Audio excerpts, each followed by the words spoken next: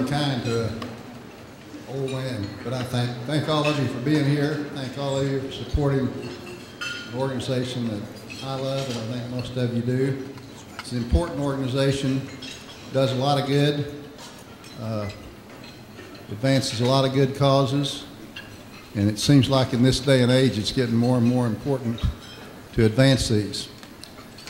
To introduce our speaker tonight, you have a much better introduction of all his CV in your program. I would encourage you to read it carefully. He's accomplished many things.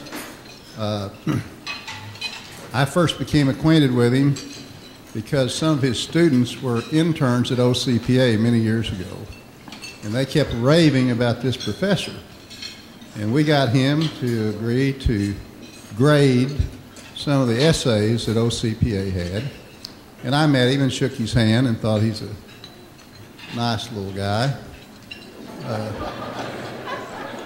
which he was. And then, for some reason, I don't know why, I got a tape, The History of Freedom. After I listened to that, I thought, I need to know this guy a little better. Since then, we've gotten to know each other a lot better, and he's a great friend of mine. I'm certainly a friend of his. I'll make a couple of brief remarks. This is not an evening for me at all, but I did want to tell a couple of little stories. One time a few years ago, a reporter caught me out of town, and I'm not used to dealing with reporters, and he said, "What is the most satisfying thing you've done in your life?" And I was completely aghast. You know, I thought, I've operated on people and they got well, and I've operated on them that didn't get well, so I couldn't come up with that too quick. And so it came to me that I was an adjunct professor and taught orthopedic surgery, and I thought probably the most satisfying thing I've ever done is teach. And I didn't teach that much, but when I did, there's something about a student when they suddenly catch on and you can see it in their eyes, it's satisfying. Your speaker tonight, contrary to most professors, his classes are 300 students.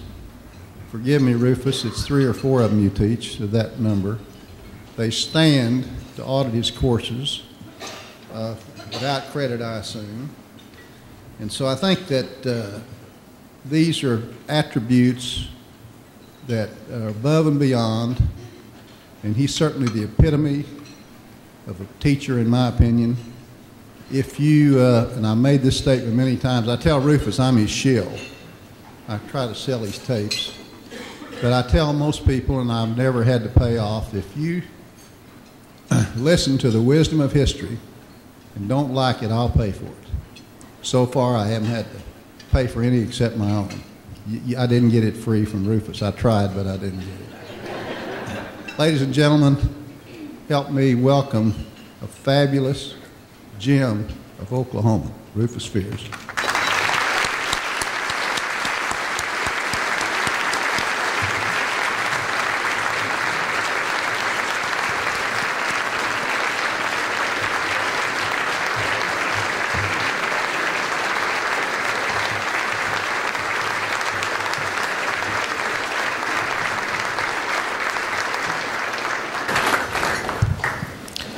Can you hear me all right?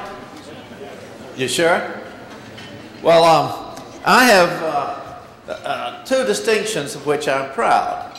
One is to be the G.T. and Libby Blankenship Chair in the History of Liberty, and one is to be the David and Ann Brown Fellow at the Oklahoma Council of Public Affairs. Because those 4 people, the Blankenships and the Browns, embody all that is best in our state, but also in our country. And they represent for me the kind of responsible citizenship upon which our Constitution was founded. And OCPA is dedicated to that responsible citizenship. Citizenship in a democracy is not a right, it is an obligation. It is an obligation to serve. It is an obligation to be a patriot. And the more I go through life, the less concerned I am with whether somebody is this political party or that one, but rather, are you a patriot? And what we are lacking right now is patriots. We are in a winter perhaps as gloomy as that of 1777. We're going into the time that will try men's souls.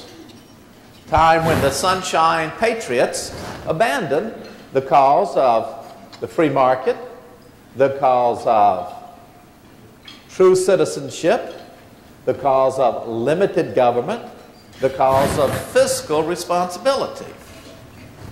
That's what OCPA is dedicated to, and that is why it is more important than ever right now.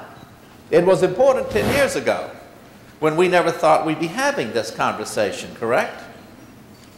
But it is more important right now when we have seen political leaders from all parties abandon the ideals of fiscal responsibility, accepting huge government payouts with no accountability, a foreign policy that wavers and vacillates in the most dangerous way, and questioning the very essence of our country.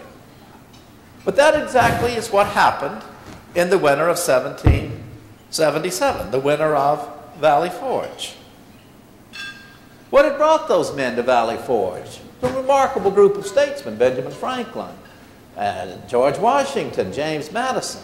But they did not make the American Revolution. It was made by the ordinary American willing to pay the price for freedom. The American Revolution came about because a government with good intentions completely misunderstood the wishes and the will of its constituents. I mean the government of George III. And what he wanted to do seemed perfectly reasonable. He wanted a centralized, regulated government over his 13 colonies.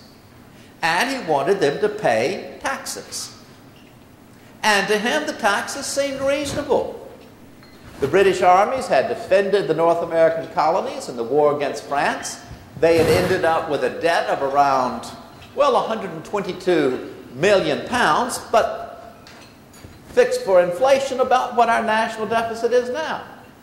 And he found out the Americans were paying just a scanty portion of that. So why not have them pay taxes? And after all, the best economic mind of his age, Adam Smith, said, if you'll put a stamp tax on them, a sugar tax on them, they will begin to balance your budget. So that's exactly what he did. And it didn't matter what the American colonists wanted, it was what the government decided was best for them. And so they rebelled. And it was not just rebellion in a far-off corner of the world.